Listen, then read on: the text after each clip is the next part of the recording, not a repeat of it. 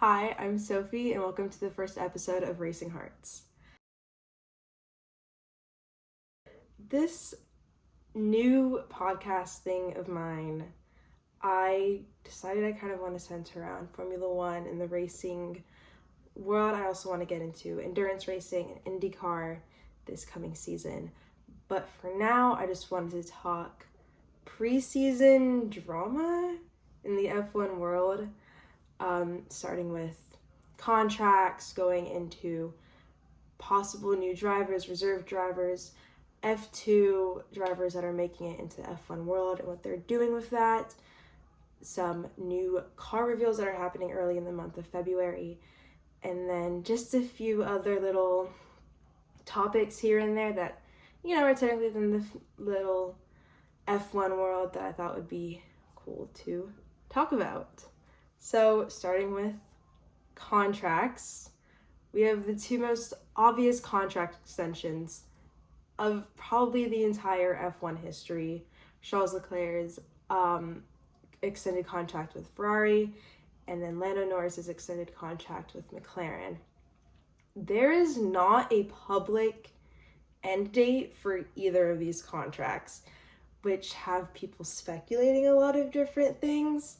I've heard quite a few different theories, a lot of different possible clauses, and a lot of them just having to do with new regulations that are coming for Formula One in 2024 and 2026. So there's always that. The release video, the announcement video that Charles Leclerc and Ferrari made together was super cool. I think it was actually very, very well produced. I don't know what I was expecting to get, but it definitely kind of blew me out of the water. However, Lando Norris's announcement of his extended contract with McLaren is kind of confusing me because his contract wasn't supposed to end until the end of 2025. So I was just kind of confused on why they decided they needed to come out with this announcement right now. It kind of felt like, in a way, the previous week, McLaren suddenly rebrands, hard drops their car on everyone, and all of the attention is on them. And then Ferrari comes out, they're like, hey, we're keeping Charles Leclerc for we don't know how long, multi-year contract. And then it was like 3 days later, McLaren was upset that, Ferrari stole the spotlight. And now they had to come out with a new photo shoot with Lando Norris, the 2024 livery, and just announcing, hey, Lando's staying with us for another multi-year contract. So it was just such a odd thing to me.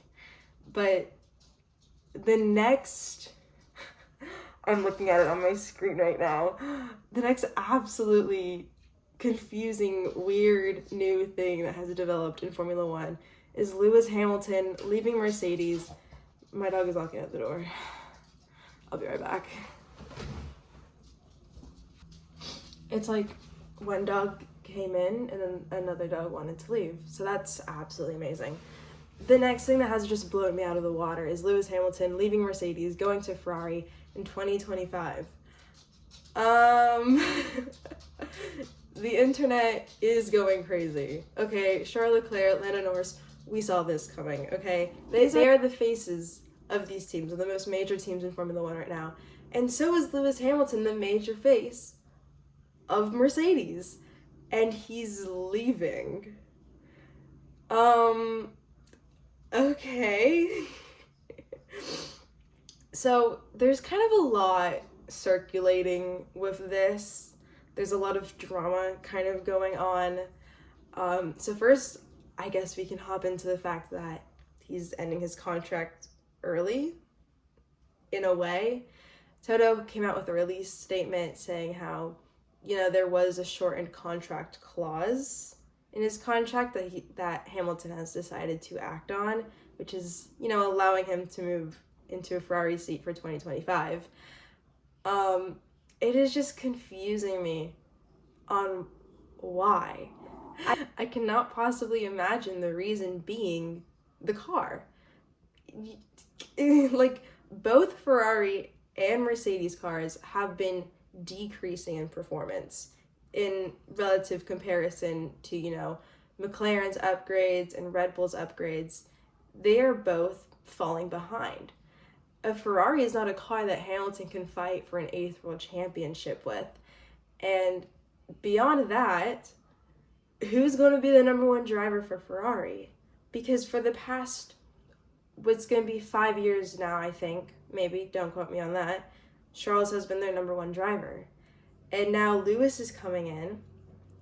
7, 8, whatever you want to count, world championships.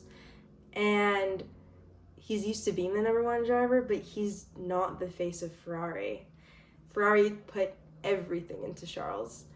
And for either one to fall into the number 2 driver category, I think is going to be heartbreaking, and both so undeserving of that position. Like they both deserve to be in teams being the number one driver, and Hamilton had that at Mercedes, and now he's letting that go. The next thing that this brings up is, where's Carlos going to go? And I don't want to dive into it. I don't want to dive into it too much, because silly season, we all know, is going to get very silly. Pretty much half the grid has contracts expiring at the end of this season, and there are going to be a lot of moves made. So I'm hoping that Carlos gets to keep his seat for 2025, whether that's, to go to Sauber before they turn into Audi, or, any other seat that becomes open. I just hope he can keep his seat. But even if he doesn't, I think he still has a very secure seat for 2026 with Audi.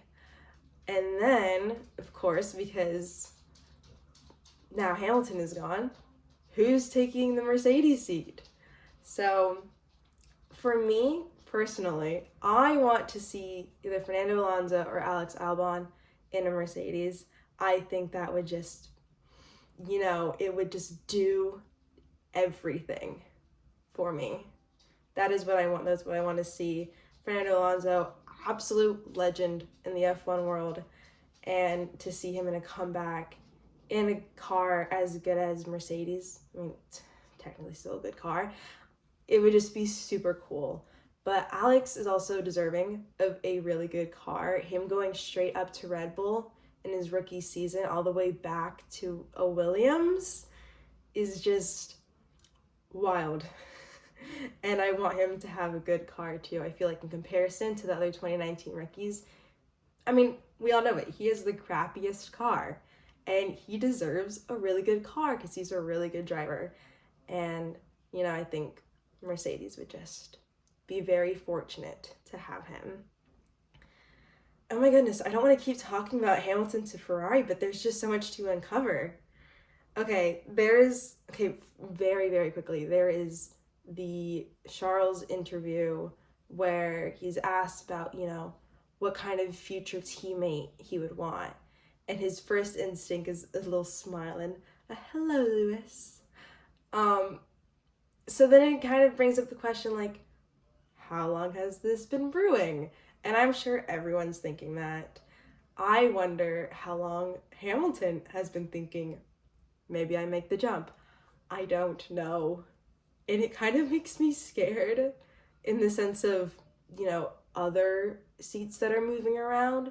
Maybe in some world, maybe we'll get more rookies this season, which sounds absolutely absurd, but maybe. It just gets my brain going about how long has, Hamilton to Ferrari 2025 been a thing? So then how many other new contracts are being in the making? And us as fans, as the audience, we just don't know it yet. And then, Toto's review of Lewis leaving, so heartbreaking. He looks so sad in that video. I just feel so bad for him. Like right now with this whole situation, I feel bad for Toto. I feel bad for Carlos. It's a lot. And then, Toto's quote, it's not surprised that Hamilton's leaving, but the timing of it all. And I think that's something that we're kind of all shocked about as well, you know, coming out with this now. And I'm wondering, okay, are they coming out with this now because the rumors got heard, so then they needed to come out with a statement themselves? Or were they going to do this all along? Like, was it going to come out, you know, pre-2024 season? Who knows? But moving forward, we have our little, you know, I mean, I guess he's not an F2 anymore. We have Arthur Leclerc and Ollie Bearman. They're both going to be reserve drivers for Ferrari in 2024. And Arthur Leclerc is also an F1 development driver for Ferrari, which I think is super cool. Such a great improvement, and just like leveling up in the motorsport F1 world. And then getting to share Ferrari with Charles Leclerc, I think, his older brother. I know it's his older brother. I think that's just so special. And then again, the announcement video of that was everything. It was a masterpiece, and their accents are so close together. I saw a bunch of jokes in the comments that were like, "Try to guess who's talking. Level impossible." And it's kind of like, okay, there are small differences, but they also do sound so alike, and it's so funny. Ollie Bearman, however, is also the reserve driver for Haas for 2024, which I didn't know you could do. If I'm correct, also, he's still racing for F2 Prema. So that is quite the setup he has going on right now. And then speaking of drivers, or not drivers, but I guess cars, liveries, we have a few car drops happening this week. So today, the day that I'm recording this, February 2nd, the Haas car was dropped. It's pretty nice, pretty good. I think all Haas liveries kind of look the same. But like, who really cares? I feel bad though for all of the hate that is going down on their Instagram that's like, dang, such a nice car for the back of the grid. But the VF24, give them a rest. Goodbye, Gunther. Hello, I forgot what your new team principal's name is, but maybe they'll make some moves. I kind of doubt it, but we gotta stay hopeful. The next car reveals are for Williams and Steak Kick Sauber. They're happening, I think, on Monday, February 5th. I think that's Monday. It is a Monday. So for the Williams car reveal, they are doing a live stream on the official app or their website at 9:40 a.m. Eastern Standard Time. So for me in LA, that's going to be like 6:40 a.m. and I will be waking up to see that. So wish me luck. I'm very excited for both of these car reveals because I'm a Williams fan and because I think the, Alfa Romeo rebrand to Steak has kind of everyone spinning on their head. I mean, with Drake's voice in the announcement, it was just a whole thing. Is it going to be a green car? Is it going to be a black car? Who knows? Who really knows? And then later on this week, we also have the Alpine car reveal on the 7th, and then Toro Rosso, Racing Bulls, AlphaTauri, their car drops on the 8th. So I think that is Wednesday and Thursday this coming week. It is. So I'm quite interested in what these cars are gonna look like. And this is my first full official season of F1, and I'm wondering, do they reveal the specs? Because I want to know if they reveal the specs. I think they are, ? But I don't fully know. Today, we also got on our Instagrams the McLaren 2024 racing suit. I'm not a fan. None of my F1 friends are fans. And, there's going to be a photo here somewhere. Oscar doesn't look like he's a fan. So, I made a joke to my friend. I was like, you could have made Lando's niece, who can't even say his full name, to design the McLaren 2024 racing suit, and it would have looked better. And I'm gonna stand by that. My problem is like that black stripe thing. That's what's killing it. I think if they just made it one color, it would be okay, but they didn't. Also, I wasn't looking for it when I saw the racing suit, but now that I'm thinking about it, where is the Monster Energy logo? I haven't seen it on the livery. Obviously, I wasn't looking for it, but I don't think it's on the racing suit like I thought it would be, unless it's on the back, because we haven't seen the back yet. But I'm just wondering, where is the Monster sponsorship going to show up? Moving on, we have, everyone is bored right now. Well, not right now, but the month of January, month of December, we have been not low on content necessarily, but the admins have been doing their jobs to try and get us fans some new content to look at.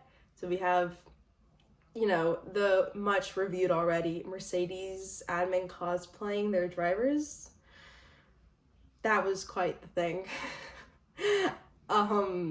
It was really weird to like wake up, go on my phone and see like a fake George Russell on the floor with candy in his hand. But alas, you know what? I think I might do the same thing if I were the Mercedes admin. The McLaren photo shoots for their new livery. Again, they just rebranded, dropped the livery on everyone, and had everyone just heads spinning, walking around like headless chickens, because what was going on? What was the thought process? But, their car kind of hits. I'm not gonna lie. There were some photo shoots that I think were really bad. It made the car look really ugly. But there were some photo shoots that made that car look so majestic. So, McLaren admin, McLaren media team, keep doing you, I guess. The Red Bull admin, however, is having a lot of fun, enjoying their drama from afar, and they are just reposting old videos of Max, Checo, and Daniel, of like little memes, and they are just joking around about pretty much all of the drama that has happened in the past maybe 3-4 weeks. Sorry, there's a dog outside that just cried. I'll be back again. Aston Martin TikTok content, however, I have been loving. Joe, I think her TikTok handle is F1 Diaries. She was the one that made me aware of the Aston Martin TikTok content, and I have been loving it. I think it's super trendy, really pop culture-y, if that makes sense. And they are really just giving the people what they want to see. Okay, the Mercedes cosplaying, questionable. Don't know if that was the content that we were looking for, as a whole F1 community. But it was what we received, and we did what we could with it. But the Aston Martin TikTok content, it was actually great. It was awesome. Okay, we took that in stride, and I want more.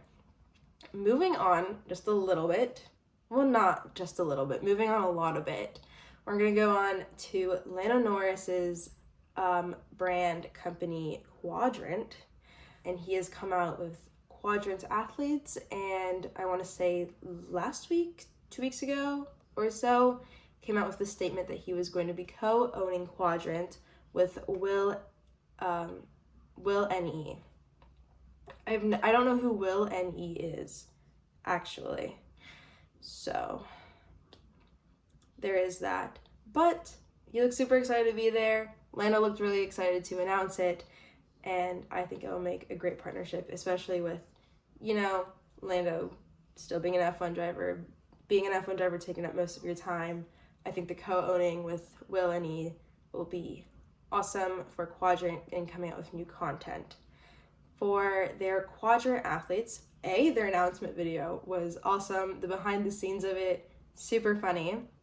They have 4 quadrant athletes. Oliver Solberg is a 22-year-old Swedish rally driver. I know I'm going to pronounce her name wrong. Lottie Van Duren is a 16-year-old Dutch motocross rider, which I love because I grew up riding dirt bikes.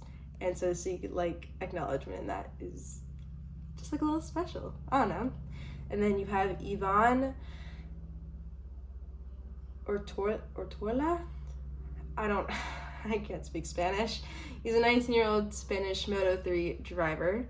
And then you have Keegan Palmer is a 20-year-old Australian-American professional skateboarder.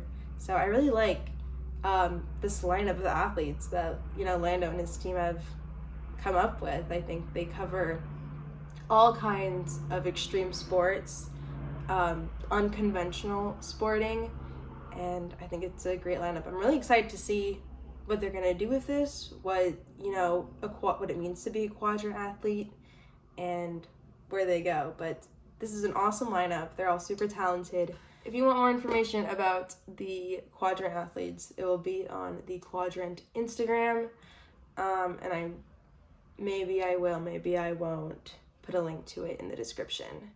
And then, love, Dinner Ricardo has dropped new Enchante clothing. It's cute. I think he called it I should put in my notes. I think he called it the Admiration Amour drop, I think. Enchante, I feel like, is overall very cute, but is also very pricey. So I will not be one to buy it anytime soon because I am a broke, unemployed high school student. But I think it's a great drop. I think Daniel comes out with some very good designs. I am not going to record what I want to see in 2024 yet because I have been talking for longer than I thought I would, and it'll probably just end up going on my TikTok too. Anyways, so that was the first pod video thing of Racing Hearts preseason talks drama. I hope you guys enjoyed because I had fun going over this, talking about it, and I can't wait to create more content. And then let me know any questions or like new things that you want me to go over and review and give my opinion on. I don't really have a uploading schedule yet, so any kind of quick media answer will probably just be uploaded to TikTok. But that's it for me, and I'll see you next time, probably in a vlog. Peace.